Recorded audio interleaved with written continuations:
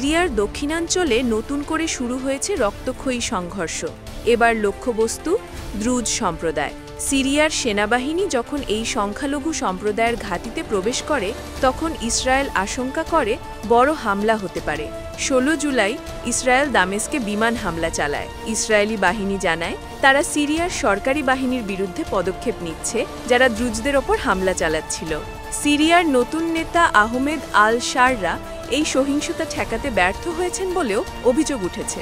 Israel বলছে নতুন সিরীয় নেতৃত্ব মূলত জিহাদি চক্রের হাতে বন্দী এবং এই অঞ্চলে তাদের প্রবেশ ঠেকানো হবে। দ্রুজ কারা? দ্রুজরা হল শিয়া ইসলামের একটি ভিন্ন মতাদর্শ অনুসারী যারা সিরিয়া, লেবানন এবং ইসরায়েলে বসবাস করে। তাদের একাংশ ইসরায়েলি সেনাবাহিনীতেও কাজ করে, যেটাই ইসরায়েলের হস্তক্ষেপের একটি বড় কারণ বলে মনে করা হচ্ছে। ইসরায়েল এই সম্প্রদায়ের প্রতি তাদের ভ্রাতৃত্বপূর্ণ দায়িত্ব পালনের কথা বলেছে, আর এরই অংশ হিসেবে তারা একতরফাভাবে দক্ষিণ সিরিয়াকে সামরিক মুক্ত অঞ্চল হিসেবে ঘোষণা করেছে, যা সিরিয়া পুরোপুরি প্রত্যাখ্যান করেছে।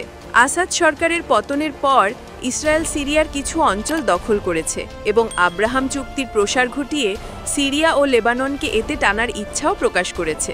এদিকে মার্কিন যুক্তরাষ্ট্র চায় সিরিয়া ইসরায়েলের মধ্যে একটি অনাক্রমণ চুক্তি, যার মাধ্যমে অঞ্চলটিতে স্থিতিশীলতা ফেলানো যাবে। দক্ষিণ সিরিয়া যেন পরিণত হয়েছে ইসরায়েলি এবং সিরীয় স্বার্থের সংঘাতের এক নতুন মঞ্চে, আর দ্রুজ সম্প্রদায় এই সংঘাতে পড়ে গেছে মাঝখানে।